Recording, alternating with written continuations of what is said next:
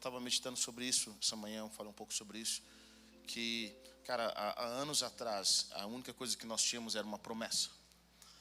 A nossa realidade, a nossa circunstância não combinava com tudo aquilo que Deus falou que ia fazer nas nossas vidas.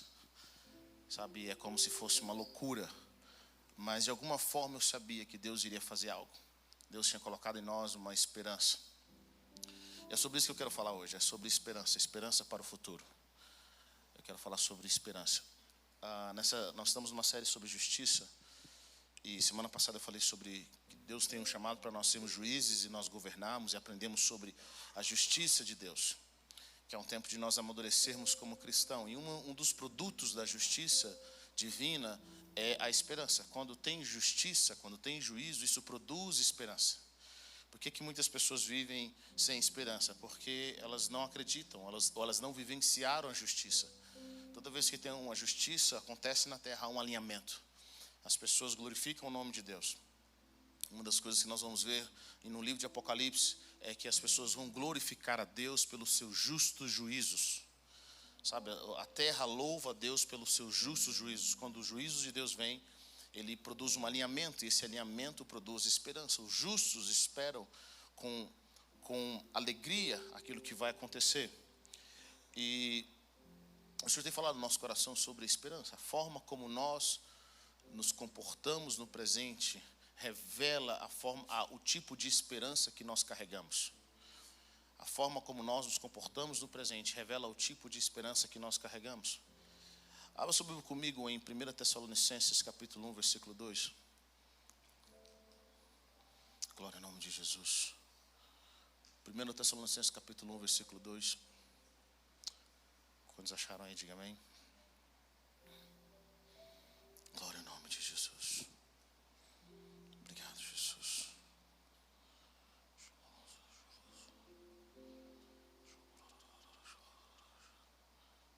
Diz o seguinte: Paulo diz: sempre damos graças a Deus por todos vocês, mencionando-os em nossas orações. Lembramos continuamente diante de nosso Deus e Pai o que vos tem demonstrado. Diga comigo: o trabalho que resulta da fé, o esforço motivado pelo amor e a perseverança proveniente da esperança em nosso Senhor Jesus Cristo. Amém? Vamos orar. Pai, eu quero te agradecer nessa noite pela oportunidade que nós temos. Eu quero te agradecer pelo teu amor que opera em nossas vidas. Eu oro para que o espírito de sabedoria e de revelação venha sobre os teus filhos. Eu oro para que as cadeias sejam quebradas, as mentiras sejam desfeitas e que a tua verdade invada os nossos corações. Que a tua palavra, Senhor Deus, que é mais afiada, Deus, do que qualquer espada de dois gumes, possa penetrar, Deus, nosso espírito, dividir a nossa alma e nosso espírito, juntas e medulas, ó Pai, que possa discernir os pensamentos e os propósitos do nosso coração. Eu oro para que os anjos, Senhor, estejam cercando esse lugar e para que aquilo que as palavras não podem produzir, que só o seu Espírito pode ministrar, que seja ministrado ao coração dos teus filhos. Eu oro para que anjos e o mover da esperança dos céus esteja sobre nós. Nós queremos bendizer o teu santo nome nessa hora, Pai. Seja glorificado em nossas vidas. É o que nós pedimos em nome de Jesus. Aleluia. Amém. Glória a Deus. Paulo, ele escreve aos Tessalonicenses, nos contando 3 coisas importantes. Ele fala que lhe agradece, ele lembra continuamente diante de Deus pela vida deles. E ele vê 3 elementos acontecendo na sua vida. Ele fala: eu vejo o trabalho de vocês, eu vejo o esforço e eu vejo a perseverança. Eu vejo o trabalho de vocês, o esforço e a perseverança. E Paulo identifica a razão do trabalho. A razão do trabalho da igreja de Tessalonicenses é porque ele tinha fé. Quem crê, quem confia, trabalha. Paulo viu também que o esforço deles era proveniente do amor. Então o esforço era proveniente do amor e a perseverança era proveniente da esperança.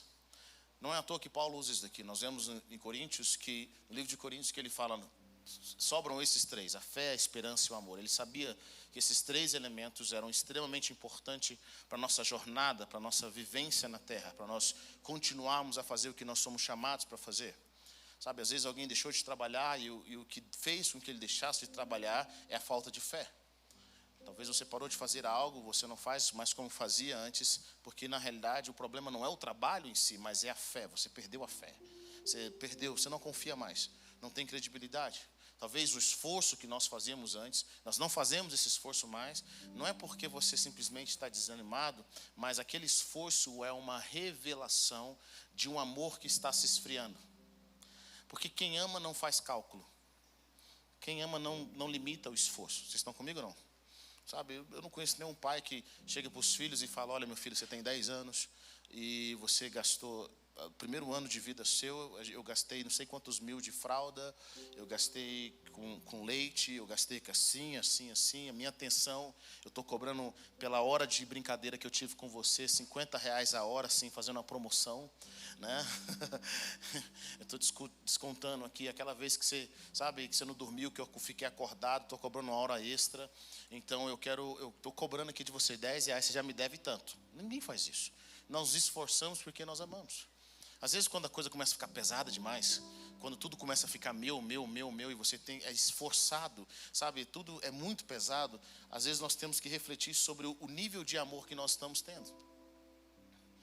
É o nível de amor que nós estamos tendo. Será que meu amor não está esfriando? Será que está difícil?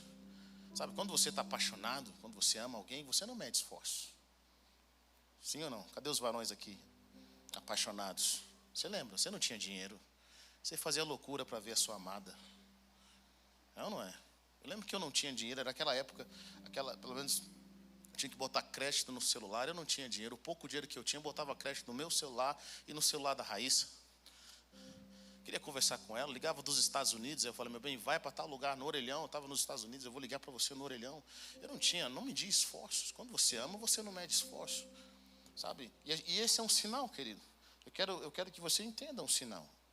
Às vezes você ama alguém e está fazendo muito esforço porque você ama aquela pessoa, mas se você prestar atenção, aquela outra pessoa não está fazendo nenhum esforço para estar com você. Abre o teu olho. Preste atenção. Sabe? Quem ama faz esforços. E ele não pensa nisso. Ele se dedica, ele se entrega. Paulo falou isso para Tessalonicenses. Ele fala: olha, eu vejo o trabalho que resulta da fé, eu vejo o esforço motivado pelo amor e vejo a perseverança proveniente da esperança. A esperança, o elemento esperança nas nossas vidas, produz perseverança. Você perde a esperança, você vai perder a perseverança. Cara, se eu perder a esperança de que as coisas vão ser transformadas, se eu perder a esperança de que eu vou ver dias melhores, se eu perder a esperança que eu vou ter o meu corpo ressurreto em Cristo Jesus, se eu perder a esperança que Deus vai fazer algo, eu não vou perseverar. Pastor, quando é que começa a perseverança? Começa quando a empolgação acaba. A perseverança começa quando você já não está mais empolgado, já não é tão legal fazer o que você fazia antes, mas você persevera, porque agora você está olhando para uma promessa e você quer viver uma promessa, você quer viver aquela realidade de Deus. Então esses três elementos são importantes: a fé, a esperança e o amor. E o apóstolo Paulo fala disso, no qual o maior deles é o amor. Por que o maior deles é o amor? Porque um dia nós não precisaremos de fé e nem precisaremos de esperança, mas o amor nós sempre vamos precisar. E tem algo interessante que fala ao meu coração, eu quero dizer para você: não há lugar na Bíblia que diz que depois que você morre, você muda. Então não significa que você era uma péssima pessoa que morreu, agora vai ficar boa. Isso só acontece em velórios. Sabe? Ou seja, o nosso processo aqui na terra é um processo de purificação, é um processo de amadurecimento, que vai determinar a forma como nós iremos ser vistos na eternidade. Então tudo que nós passamos aqui é para nós aprendermos a amar como nosso Pai e vivemos como nosso Pai Celestial. Vocês estão comigo ou não? Então a perseverança, ela é o sinal de que a sua esperança está firme. A perseverança é um sinal de que a sua esperança está firme. E às vezes eu converso com algumas pessoas, eu vejo que Deus tem muita coisa para fazer, Deus quer fazer muita coisa. Deus está trazendo cheio de promessas para nós, mas a nossa esperança está tão pouca, nós não conseguimos ver além das nossas circunstâncias, que Deus não pode ministrar. Ele não pode falar aos nossos corações. Eu lembro que Eu tinha recebido tanto de Deus e estava prestes a compartilhar com um grupo muito próximo. Eu vim cheio de Deus para compartilhar com aquele grupo. E quando eu cheguei para compartilhar com aquele grupo, eu percebi que eles estavam tão amargurados e tanta confusão entre eles, e tinha tanta coisa que eles tinham que resolver. Eu simplesmente não podia compartilhar o que Deus estava falando no meu coração. Eu fico pensando quantas vezes Deus não pode compartilhar conosco as coisas grandiosas que Ele carrega, porque nós simplesmente não estamos prontos, nós estamos amargurados, nós estamos sem esperança. Como você vai falar de riqueza para alguém que está passando fome? Sabe, a Harry Baker, quando ela vai pregar em Moçambique, em muitos lugares, em muitas tribos, a primeira coisa que eles fazem é levar comida. Eles levam comida, eles levam bastante brinquedo, levam comida para aquela população, e ali eles fazem uma grande festa. E depois que eles levam comida e mostram um filme, e ali eles alegam com aquela tribo e servem aquela tribo. Depois de tudo aquilo, eles começam a falar sobre Jesus. Por quê? Porque quem está com fome vai ouvir o quê? Quem está em necessidade vai ouvir o quê? Vocês estão comigo ou não? Nós não conseguimos prestar atenção se nós estamos em dor. Sabe, se você está com fome aqui agora, me ouvindo, sabe, por mais que a palavra seja uma bênção, seu estômago está falando mais alto do que qualquer voz que esteja do lado de fora. Ou se você está em dor, você não consegue concentrar. Às vezes nós estamos em dor, nós estamos amargurados, nós estamos sem esperança, e nós não conseguimos ver as coisas como Deus quer que nós vejamos. Hoje eu entendo como que Jesus, caminhando com os discípulos, Jesus ele vem gradativamente aumentando a intensidade do conhecimento, do amor, para que os discípulos conseguissem suportar o que ele tinha para dizer. Sabe, ele fica 3 anos com os discípulos, falando em parábola, servindo os discípulos. Sabe, de uma forma para que lá no finalzinho os discípulos conseguissem receber alguma coisa. E mesmo assim Jesus fala, eu não posso contar tudo para vocês agora. Vocês não estão prontos. Sabe, a esperança, quando você é uma pessoa cheia de esperança, e a esperança produz fé, porque a fé é a certeza das coisas que se esperam. Se você não espera, você não tem fé. E às vezes nós conversamos com pessoas com ideias maravilhosas, com projetos, mas aquela pessoa não tem esperança para o mínimo. Ela está tão amargurada, ela está passando por um momento tão difícil que ela não consegue ter esperança para o futuro. E nós não percebemos o quanto o inimigo ataca a nossa esperança. Nós não percebemos o quanto ele ataca a nossa esperança. Principalmente na nossa nação, no nosso povo. Sabe, eu tenho conversado, nós estamos numa época de política. Numa época agora em que os candidatos a vereadores voltam a andar com os vidros abertos. É ou não é? Abraçando um ao outro, lembrando o seu nome, aquela época. E eu fico pensando, o que faz com que alguém venda seu voto por R$500, por R$100? O que faz com que alguém venda seu voto por um pouco de telha? O que faz? O que faz com que pastores em igrejas do interior vendam o voto ou vendam a sua própria igreja por ar-condicionado ou por uma reforma na igreja? O que faz? E quando eu vou meditar sobre isso, eu descubro que é uma falta de esperança terrível. Sabe? Quando a pessoa se entrega a um nível desse, ela fala assim, cara, já que eu não vou ganhar nada na vida, minha vida não vai melhorar, pelo menos vou tirar R$100 desse cara aqui. Tem caráter envolvido? Tem, mas é falta de esperança. Nós vemos uma geração que tem falta de esperança.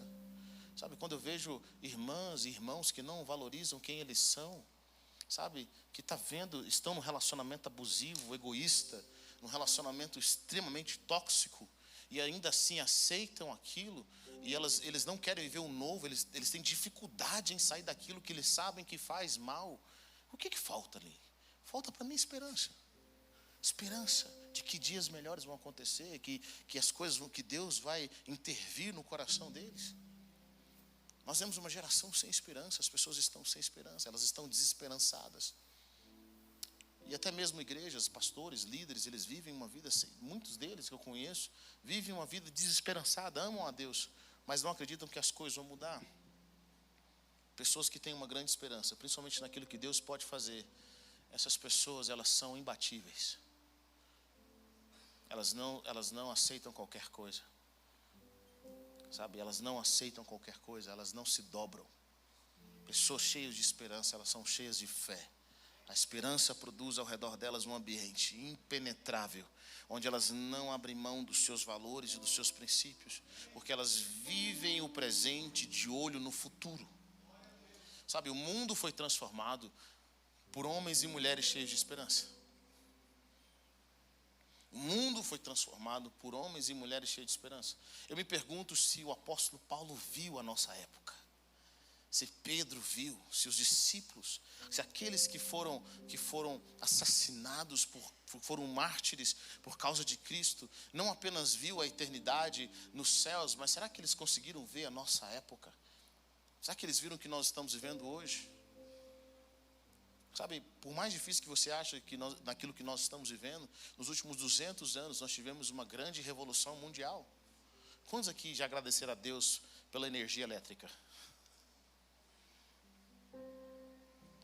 Sabe, às vezes nós temos coisas como comum, mas eu vou fazer quase 40 anos, eu estou quase com 40 anos, não parece, eu sei, desculpa. Mas nesses anos eu tive a oportunidade de ver uma grande transição. Sabe, qualquer conhecimento que você gostaria de ter há anos atrás, você tinha que comprar livros e livros. Hoje você tem acesso na palma da mão. Você consegue ver, tem informação no mundo inteiro. Pessoas que fizeram uma revolução nos últimos anos. Agradeça a Deus pelo homem que criou o ar-condicionado, irmão. Sabe, tudo isso nós estamos vendo hoje. E isso foi graças, de alguma forma, a esses homens e mulheres que lá atrás pagaram alto preço para gerar uma era cristã. Será que Paulo, será que os discípulos de Cristo, será que eles sabiam que eles não só estavam trazendo o reino de Deus na terra para aquela época, mas eles estavam trazendo um novo mundo, uma nova forma de enxergar? Porque até então, liderança, ou quem era o importante, era aquele que mandava e todos tinham que beijar os seus pés. Mas agora Jesus ensina o contrário. Jesus ensina que o maior é quem serve. E esses discípulos levaram a sério isso, eles levaram a sério o que Jesus trouxe. Nós vemos em épocas em que aquilo que nós estamos vivendo, os benefícios que nós temos hoje, foram graças a homens e mulheres ao longo da história que se negaram a se curvar à circunstância no qual eles estavam, de injustiça, sabe, de mentira, e abraçaram a realidade dos céus por um mundo melhor. Sabe, nós não temos 80 anos, por exemplo, num nível igual nos Estados Unidos, em que os negros eram separados dos brancos, onde os negros sentavam num lugar e os brancos em outros. Haviam bairros de negros. E aí nós vemos homens como Martin Luther King, que começou a pregar, que deu a sua vida para ver uma transformação social. Quantas vezes ele achou que estava longe de acontecer a revolução que veio acontecer depois? Eu nasci em 1985, só tinha 17 anos desde o dia em que ele foi assassinado nos Estados Unidos, simplesmente por pregar direitos iguais, por trazer uma palavra. Eles matavam negros por fazerem passeatas. E quando você estuda a biografia de homens como ele, você vai ver que ele pensava várias vezes, cara, nós estamos longe de ver a modificação. E por que ele estava longe de ver a modificação? Porque os juízes eram brancos, os policiais eram brancos, os políticos eram brancos. Eles impediam as pessoas de votarem, os negros de votarem. Todos eles eram brancos e racistas. Como que você vai mudar um país quem segura as leis são brancos e racistas? E você vê esse homem se levantando e trazendo uma palavra, e eram pressões internas. Ele só faz essa modificação e essa revolução porque ele teve uma coisa chamada esperança. E ele faz o seu famoso discurso dizendo: eu tenho um sonho, onde brancos e negros vão estar no mesmo restaurante. Eu tenho um sonho onde brancos e negros vão estar na mesma escola. Eu tenho um sonho. Sabe de uma coisa, querido? Ele não viu esse sonho se concretizar, mas o sonho dele se realiza, porque ele tinha esperança. Há quantos anos isso acontecia na América? Há anos, há centenas de anos. A segregação, há centenas de anos. Mas homens que tiveram esperança, sonharam com o futuro, produziram uma nova era. Vocês estão comigo ou não? E às vezes a forma que o inimigo trabalha para nos impedir de viver o melhor de Deus, ou perseverar naquilo que Deus tem, é fazer com que nós não sonhemos com algo melhor. Eu não sei de qual família você veio, eu não sei se a sua família é disfuncional. Eu não sei se você veio de uma família, querido, onde, sabe, só Deus sabe o que acontece naquela família. E você tem pagado um preço alto para mudar a história, a sua família, a sua casa. Eu quero dizer para você que você precisa ver os seus filhos pela fé. Você precisa ver os seus netos pela fé. Você precisa ver o futuro, as gerações que vão sair de você, as cidades que vão sair de você pela fé. Talvez quando você vê pela fé o que está acontecendo a partir de você, você consegue perseverar nas dificuldades. Fala assim, cara, eu vou perseverar nesse casamento, eu vou perseverar em oração, eu vou perseverar nessa educação dos meus filhos, eu vou perseverar na minha vida com Deus, para que eu possa ver gerações futuras servindo a Deus. Hoje eu quebro um ciclo de maldição na minha casa. Hoje eu quebro um ciclo de incredulidade na minha casa. Sabe, nós estamos aqui hoje porque homens e mulheres pagaram um preço. Eu agradeço a Deus pela vida dos meus pais, pela vida dos meus avós. Sabe, meu pai, quando recebe Jesus como Senhor e Salvador, o presente que meu avô deu para ele foi mandar para fora de casa. Sabe, meu pai tinha 5 namoradas, converteu e terminou com 3, ficou só com 2. Chegou para o pastor e falou, agora eu estou crente, estou só com 2. Pastor, rapaz, você volta lá e termina o serviço. Pastor, mas que isso? E ali ele entra na perseverança. A única que ele tinha escolhido na época falou o seguinte: ou você fica com Deus, ou você fica comigo. Aí ele falou, então o seu nome é tchau. Vou ficar com Deus. Agora ele ficou, o que tinha 5, agora ficou com 0. Foi mandado para fora de casa. O que meu pai não sabia é que ele estava lutando por gerações.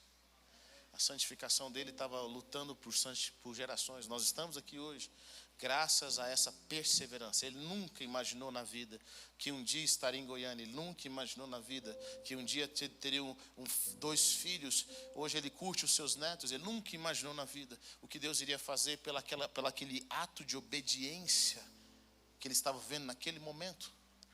Talvez ele não imaginou que a sua mãe seria a próxima a se converter. E os seus irmãos iriam se converter. Mas e se ele desiste? E se ele não persevera? E se ele não fica firme com esse Jesus que ele acabou de conhecer? Que desde que ele conheceu esse Jesus, a vida dele, ao invés de ficar mais fácil, ficou mais difícil.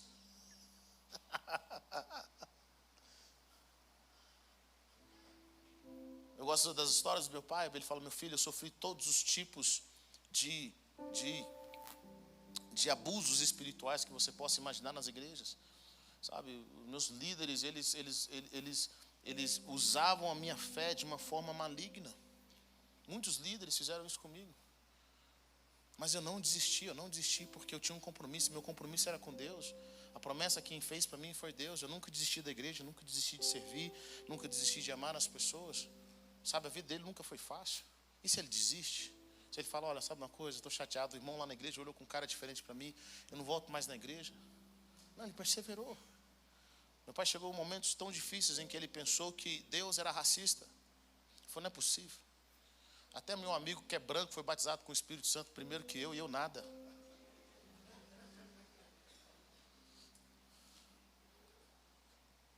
Eu não sei você, mas quantos de nós já passamos por isso? Você está vendo Deus abençoar todo mundo, irmão. Você está orando por todo mundo, Deus está abençoando, mas você mesmo, só Deus sabe o que você está passando. São testes que nós passamos. O que meu pai não sabia é que ele estava lutando por gerações. Ele estava lutando por pessoas. Sabe, talvez você está pensando em desistir, ou você vive desistindo. A sua falta de perseverança não faz com que você enxergue o número de pessoas que precisam de você, que eles dependem da sua fidelidade para fazer algo, para viver algo em Deus. Do outro lado, eu tenho os meus avós, os pais da minha mãe, que quando se converteram, sabe, meu bisavô prometeu fazendas, falou assim, cara, eu quero que deixe de ser crente, cara, a pior coisa que você podia ser na vida é crente. E meu avô fica firme com Jesus, meu bisavô o persegue, a família ria deles. Ria dele, do meu avô e da minha avó. Meu avô já está com o Senhor. Minha avó está viva até hoje, uma grande intercessora. E eu fico imaginando, ele não desiste, ele fica firme com Jesus. Eles eram chacota da família, eles eram os pobres da família. O que meu avô não sabia é que ele não só estava gerando salvação para os seus filhos, mas estava gerando salvação para os seus parentes. Um dos primos que eu tenho, mais velho, primos da minha mãe, chegou para mim e falou: você sabia que o velório do seu avô foi o velório mais ungido que eu já fui na vida? Porque toda a família, mais de 200, cerca de 300 pessoas foram salvas pelo testemunho do seu avô. Sabe, meu avô se converteu, os tios se converteram, os sobrinhos se converteram. Toda uma geração foi transformada pelo evangelho, pela fidelidade daquele homem e daquela mulher. A perseverança deles. As pessoas perderam a visão do futuro, elas perderam um projeto do futuro. A forma como nós vemos o futuro determina como nós vivemos o presente. Determina como nós vamos ver as coisas. Sabe, querido, quando eu falo esperança, não é porque eu não vejo coisas ruins acontecerem. Mas eu quero dizer uma coisa para você: é impossível você caminhar com Deus e não viver em esperança. É impossível você não ter um encontro com Jesus e não estar em esperança. Minha vida, uma chave virou na minha vida quando eu entendi que Deus sabia quem eu era. Ele conhecia os meus defeitos e mesmo assim me amou. Sabe, quando Deus fala que vai mudar a humanidade, Deus não está fechando os olhos àquilo que Ele viu na humanidade desde o começo. Quando Deus liberou uma palavra que iria redimir o homem, Deus sabia que o próximo ato do homem seria um irmão matar o outro. Ele sabe o que está no coração, mas Deus olha para o futuro com esperança, porque Ele está no futuro. E a esperança bíblica não é um otimismo. O otimismo é, a gente vê peças, o otimista é aquela pessoa que vê as peças que estão espalhadas, quebradas de alguma forma, mas de alguma forma ele acredita que aquelas peças vão se juntar e vão se alinhar e vai dar certo. Isso é otimismo. Na Bíblia, o otimismo não é na circunstância, a esperança não é na circunstância, mas a esperança está numa pessoa. Nós cremos que Deus vai fazer, não tem circunstância, não tem peças, não tem nada que vai fazer funcionar, mas existe um juiz, existe um redentor, existe alguém que abre um caminho aonde não tem caminho. Alguém que abre uma porta onde não tem porta. Alguém que nada no natural funcionaria para fazer o nosso bem. Mas esse juiz, esse Deus, esse ser que senta no trono, ele abre portas e faz coisas extraordinárias. Sabe, não havia nenhuma indicação de que o povo de Israel ia sair do Egito. Foram 430 anos de escravidão. Eles eram escravos, filhos de escravos, netos de escravos. Não tinha força alguma para se libertar da nação mais poderosa na terra na época. Mas sabe de uma coisa? Houve um Deus, existe um Deus que não criou circunstâncias políticas, que não amoleceu o coração de Faraó, sabe? Houve um Deus que não trouxe uma outra nação para lutar contra o povo do Egito. Esse Deus falou assim: eu vou humilhar o Egito, eu vou abrir um caminho e vou começar gradativamente. Primeira praga, segunda praga, terceira praga, quarta praga, 10ª praga. E quando eles acharem que foi o topo, eu vou abrir o mar vermelho e vou fazer o meu povo passar. Não tem um caminho, eu crio o caminho. A esperança é uma pessoa. Ela é uma pessoa. Pode aplaudir Jesus. Aleluia. Não tinha nada nas circunstâncias que podiam fazer aquele povo ser transformado, ser liberto.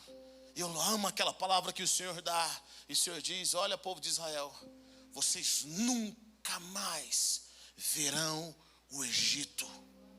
Nunca mais vocês verão o Egito. Você não acha que nesses 430 anos tiveram pessoas que quiseram fazer uma rebelião, sair dali? Eles não tiveram forças. Mas o Deus que abre portas, o Deus que se assenta no trono, esse Deus ainda vive. A nossa esperança não é nos tempos políticos, não é nas circunstâncias do mundo atual. Eu quero que você entenda algo, querido. Os céus nunca esteve em crise. Deus não está em crise, nunca esteve em crise. Deus não passa por escassez. Deus não está apavorado. Ele não está assustado com a maldade humana. Deus olha: rapaz, mas olha, ultimamente piorou, hein?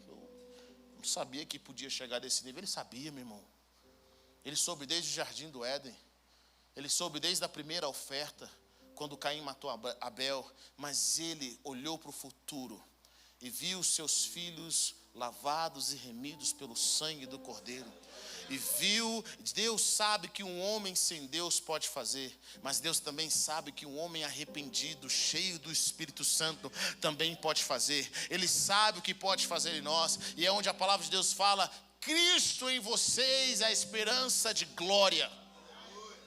Cristo em vocês, a esperança de glória. Jesus não se movimentou pelos aplausos humanos. Jesus não se movimentou se as pessoas gostavam dele ou não. A palavra de Deus fala assim: ninguém precisava falar para Jesus o que era o ser humano. Jesus sabia bem quem era o ser humano. Mas isso não o impediu de morrer na cruz, porque ele sabia também como nós poderíamos ser através da nova criação, da nova natureza. E a pergunta que eu faço é: o que você vê quando você olha para o seu futuro? O que você vê quando você olha para o futuro da sua família? O que você vê quando você olha para o futuro do Brasil? Para o futuro das nações? O que você vê? Porque a forma como você vê, a forma como você enxerga, revela algo que está no seu coração. Existe alegria? Você olha para o futuro? Cara, eu amo Provérbios 31, que fala da mulher virtuosa.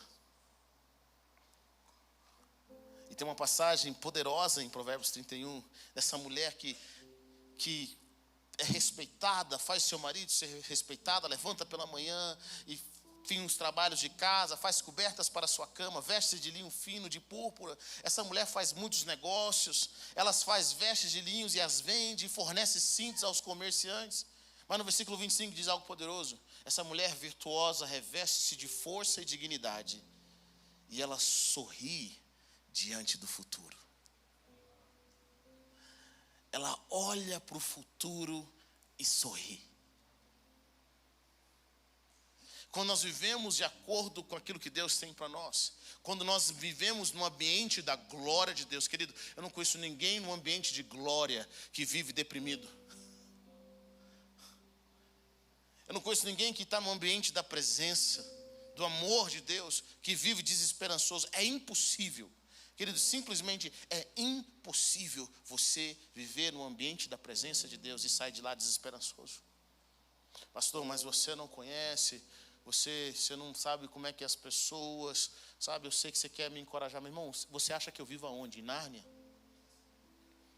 Você acha que acaba o culto, eu entro num lugarzinho secreto, vou para o céu, não tenho problema nenhum, não lido com nenhuma pessoa, volto só no próximo domingo para trazer uma ministração?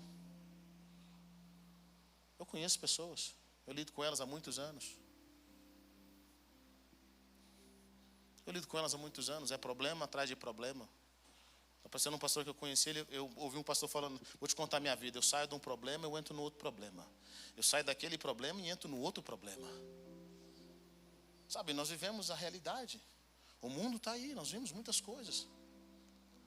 Mas eu aprendi algo: espiritualidade, maturidade cristã, não é você olhar para as coisas com tristeza e amargura. Isso é demoníaco. Tem irmãos que estão anos na igreja, eles têm tanta desesperança, você conversa com eles, eles foram traídos, eles foram humilhados, eles entregaram a sua vida na igreja, com as pessoas, e foram abandonadas, foram deixados como um na frente, outro atrás, missionários que foram esquecidos no campo missionário. São tantas histórias tristes que eu ouço, tantas coisas que eu já vi na vida. E às vezes nós pensamos, maturidade é ficar triste, é amargurado, é ver a vida com desconfiança. Bom, Jesus não via assim. Jesus conhecia as pessoas, Jesus lia os pensamentos. Imagine, irmão, como que seria a sua vida se você conseguisse ver os pensamentos das pessoas? Alguns de vocês, sem ver, já está passando mal.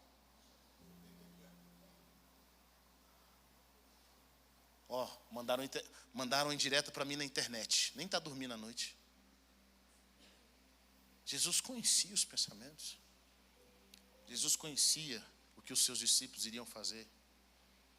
Mas em nenhum momento você vê Jesus amargurado. Jesus pensando, sabe, será que compensa mesmo pagar o preço? Porque quando nós estamos na presença de Deus, a nossa vida é transformada. Nós precisamos aprender a viver em esperança.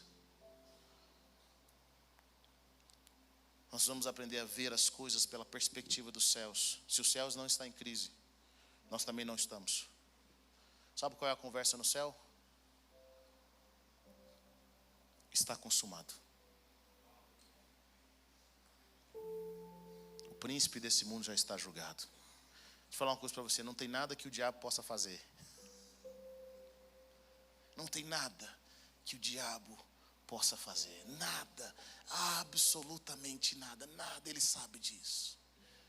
Ele sabe disso, ele sabe. Não tem nada que ele possa fazer, nada.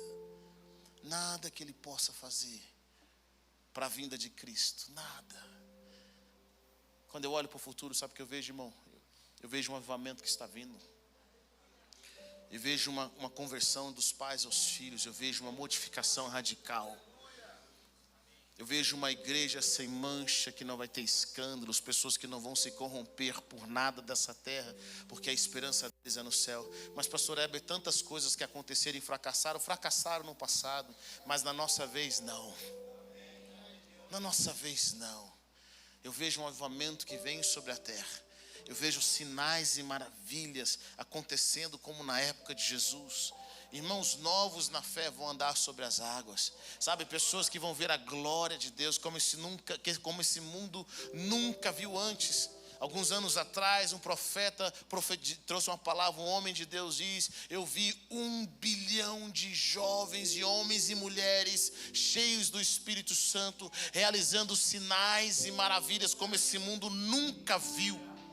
Eu vejo uma plenitude, eu vejo a nova Jerusalém. Eu vejo pessoas que são lavadas e remidas pelo sangue do Cordeiro. Deixa eu falar uma coisa para você, querido.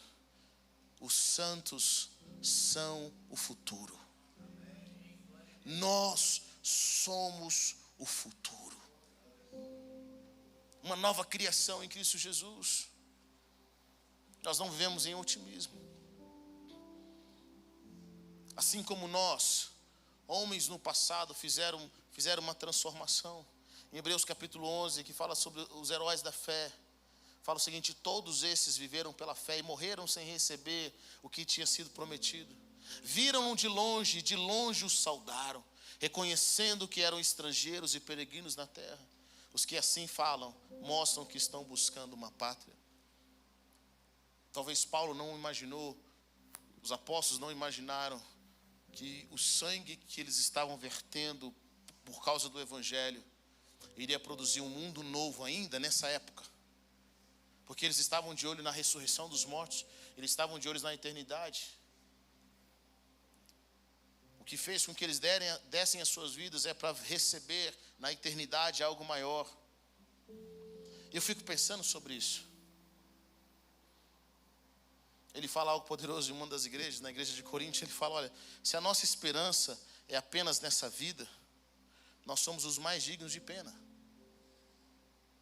Ele fala isso em 1 Coríntios 15, versículo 19. Se a nossa esperança em Cristo se limita apenas a essa vida, somos os mais infelizes de todos os homens. Sabe por quê? Porque as privações que eles estavam passando era porque eles viam, eles tinham a esperança deles de ter a ressurreição dos mortos. E hoje eu olho para a vida deles e descubro que não tem como perder. No reino de Deus não tem como perder. Nós não temos como perder. É impossível perder. É impossível sermos derrotados. Porque se o que nós sacrificamos hoje, ainda que nós não consigamos ver, alguém vai se beneficiar desse sacrifício. Alguém vai ser abençoado por isso. Pessoas vão viver um novo tempo. Pessoas vão ver um novo tempo. Em Provérbios capítulo 12, fala sobre a esperança.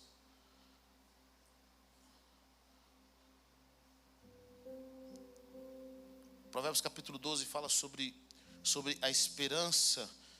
13, 12, desculpa. A esperança que se retarda deixa o coração doente, Alguns de vocês estão com o coração doente porque aquilo que você esperava tanto não aconteceu.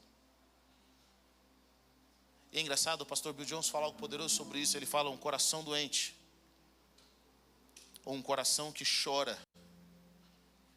Quando você não recebe a esperança, quando você está esperando algo e aquilo não acontece. O pastor Bill Jones fala algo poderoso, aquilo te leva a um lugar de vulnerabilidade. Você começa a prantear, ou você começa a chorar por aquilo que não está acontecendo, não aconteceu. E ele fala algo poderoso, ele diz assim: quando você está num lugar de vulnerabilidade, onde o seu coração está doente ou entristecido, ou lugar de pranto, aquele lugar de vulnerabilidade pode te levar para dois caminhos. Ou ele pode te levar para o Consolador, porque a palavra de Deus fala: bem-aventurados os que choram, porque serão consolados. Ou ele pode te levar para a incredulidade. Vocês estão comigo ou não? Lugar de vulnerabilidade, lugar onde aquela esperança, aquilo que você esperou não aconteceu, aquilo pode te levar para a presença de Deus e falar: Deus me consola. Deus me consola. Eu estou chorando, me consola. Ou aquilo pode te levar para um lugar e falar assim: sabe uma coisa, Deus não existe. As promessas de Deus não funcionam. Esse é o poder da esperança que é retardada, daquilo que não acontece.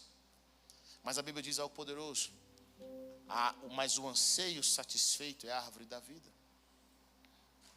Houve um tempo na minha vida, querido, a gente passou por tantas coisas na igreja, era luta atrás de luta, dificuldades espirituais em todos os níveis. E quando o Senhor começou a modificar o meu coração, quando o Senhor começou eu senti um certo alívio. Eu gosto de falar isso na escola do sobrenatural. Quando eu senti um certo alívio, eu senti um alívio no meu coração. Eu estava num momento tão precioso na minha vida, eu tinha acabado de casar. Casar é bênção, sim ou não? Cadê os irmãos que estão aqui? Dá um glória a Deus bem forte aí, você que é casado. É bom você dar um glória a Deus aí, viu, irmão? Mas fica ruim para você. Casei, era bênção, estava de lua de mel, tinha ido para os Estados Unidos. E eu lembro que a provisão que eu precisava, financeira, Deus tinha trago. Estava vendo um sonho, recém-casado, mas eu não conseguia me alegrar. Já passou por isso? Eu não conseguia me alegrar, eu não conseguia desfrutar daquilo que eu estava vivendo. Algo no meu coração estava entristecido. E sabe, às vezes, deixa eu falar uma coisa para você. Às vezes você tem um problema com a sua alma, você não está alegre, não está feliz, tem muito tempo. Não é porque as suas circunstâncias são ruins. É porque simplesmente você não está bem. E às vezes nós queremos culpar a circunstância. Tem gente que busca um drama. Ah, não estou bem agora porque estou passando isso com meu pai. Ah, não estou bem agora porque as minhas finanças não estão. Ah, não estou bem agora porque... Não, meu irmão, você não está bem porque você não está bem. Você não está bem porque não está bem. Já reconheceu isso? E eu reconheci isso. Eu descobri que eu não estava bem porque eu não estava bem. Depois de todas aquelas dificuldades, meu coração estava entristecido. Eu lembro que eu fui orar um dia, o Espírito Santo de Deus falou comigo: o que você está triste? Eu falei: Deus, não sei. Deus falou, está faltando alguma coisa para você? Eu falei: não está faltando, estou casado, está bênção, estou com a minha esposa, eu estou na minha casa. Tem uns desafios, mas nada que justifica. Aí Deus falou assim: nada justifica. E eu fui conversar com o Senhor, aí eu descobri que eu estava com um problema com a minha alma. Quando você passa por momentos de muita falta de esperança, aquilo que você espera para acontecer e não acontece, a sua alma fica doente. Pastor, como que eu sei que minha alma está doente? Querido, você simplesmente não consegue se alegrar. A falta de esperança faz com que você não desfrute do fruto da sua obediência. Vou dizer de novo. A falta de esperança faz com que você não desfrute do fruto da sua obediência. Deus te deu um marido, Deus te deu uma esposa, Deus te deu filhos. Você está vendo um tempo precioso, Deus te deu uma igreja para pertencer. Mas você fica assim: que hora que vai vir a coisa ruim?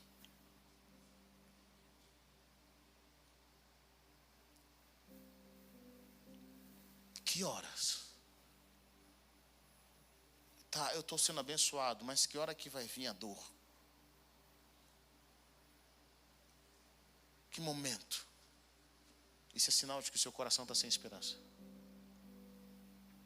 A gente está esperando o pior, não o melhor.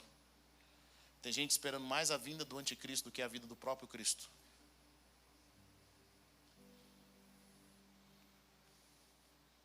Se ele for para o céu sem ver o demônio, ele vai falar: rapaz, estava esperando tanto por ele. Sabe, isso revela que tem algo errado no nosso coração. Aí eu comecei a ler a palavra e em Salmos, eu vi que o salmista conversava com a sua própria alma. Na sua própria alma ele perguntava: por que você se abate, ó minha alma? Por que você se comove? Não tenha medo. Não tenha medo. Nós temos até uma canção antiga, né? Se tu me almas, a Deus suplica e não recebe, confiando e fica em suas promessas que são muito ricas e infalíveis para te valer. Porque te abates, ó minha alma, e se comoves perdendo a calma. Não tenha medo, em Deus espera, porque bem cedo Jesus virá. Isso vem de um salmo. Naquele dia eu aprendi algo, eu comecei a conversar com a minha alma, eu conversei com o meu próprio coração. Eu falei: o que está acontecendo com você? Nós estamos vivendo um tempo poderoso. Eu senti o Senhor falando comigo: nunca mais você vai viver em escassez. Nunca mais. Você não vai aproveitar o que Deus tem para você. Porque uma pessoa que vive sem esperança, Deus pode preparar um banquete para ela, mas ela simplesmente perdeu o apetite. Deus está mostrando para ela que vai funcionar, que vai dar certo, mas ela não tem coragem. Ela não se levanta, ela não se posiciona. Vocês estão comigo ou não? Elas não se posicionam. E Deus está falando: olha o que eu estou fazendo. Eu estou fazendo coisas novas, você não consegue enxergar. Eu estou trazendo algo novo. Eu estou abrindo um novo caminho. Algo poderoso está acontecendo. Mas a nossa alma não consegue se alegrar. E desde aquele dia eu comecei uma jornada diferente. Eu decidi que se Jesus não viveu em crise na terra, eu também não vou viver em crise na terra. Se Jesus não viveu sem esperança, nós não temos autorização dos céus para viver sem esperança. O apóstolo Paulo escreve as suas cartas, pelo menos 4 das suas cartas que ele escreve. Uma delas ele fala para nós nos alegrarmos. E na carta em que ele diz para nós nos alegrarmos, sabe onde ele estava? Na cadeia. Como é que alguém escreve da cadeia dizendo assim: digo-os, alegrai-vos. Mais uma vez, alegrai-vos. Paulo sabia que a alegria que vinha do céu, aquilo que vinha dos céus, era além das circunstâncias. É por isso que ele cantou na prisão, depois de ter apanhado bastante com as algemas. A palavra de Deus fala que à meia-noite, Paulo e Silas estavam cantando louvores a Deus. Como que alguém canta louvores ao Senhor depois de ter apanhado injustamente? Sabe, querido, porque o que tinha dentro de Paulo era maior do que estava ao seu redor. Ele vivenciou essa realidade, havia uma esperança. Ele sabia que nada podia deter o reino de Deus em nós. A esperança que nós carregamos não é uma esperança que vem das circunstâncias, não é uma esperança que vem se o pastor é fiel a Deus ou não, se os líderes vão servir a Deus ou não, se a minha esposa é bacana diante de Deus ou não. A esperança que nós carregamos, ela não depende das circunstâncias. Ela sabe que o reino de Deus vai avançar e não vai parar. O que nós carregamos, sabe, quando eles escrevem: maior é o que está em nós do que o que está no mundo. Quando Jesus diz para nós: a paz que eu dou a vocês não é como o mundo a dá. É uma paz que excede todo entendimento. Essa alegria que Paulo carregava,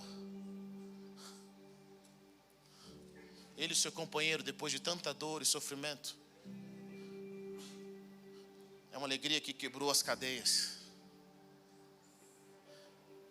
Ela quebra as cadeias.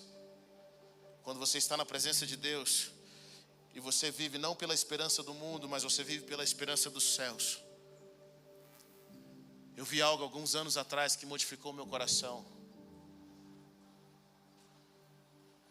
Se você foca nas coisas da terra, o seu suprimento vem da terra. Então o que acontece na terra atinge a sua vida. Mas se você foca nas coisas do céu, o seu suprimento vem do céu. Então o que acontece no céu tem poder sobre a sua vida. Sabe de uma coisa?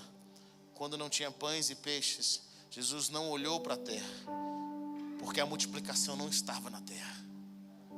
A multiplicação estava nos céus. Quando as pessoas eram doentes diante de Jesus, Jesus não olhou para a terra. Não havia medicina suficiente para curar aquelas pessoas.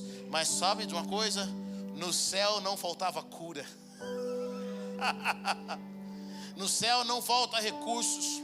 No céu não falta paz. No céu não falta alegria. No céu não falta sabedoria. Sabe, no céu não falta o futuro. Mas sabe que nós precisamos de hoje? De homens e mulheres que carregam a esperança do Deus Todo-Poderoso. De homens e mulheres que são voz de Deus para essa geração. De homens e mulheres que decidem olhar para os céus e buscar a alegria que vem dos céus, independente das circunstâncias, o que não existem. E eles profetizam e vão dizer: eu, de acordo com a palavra dos céus, eu declaro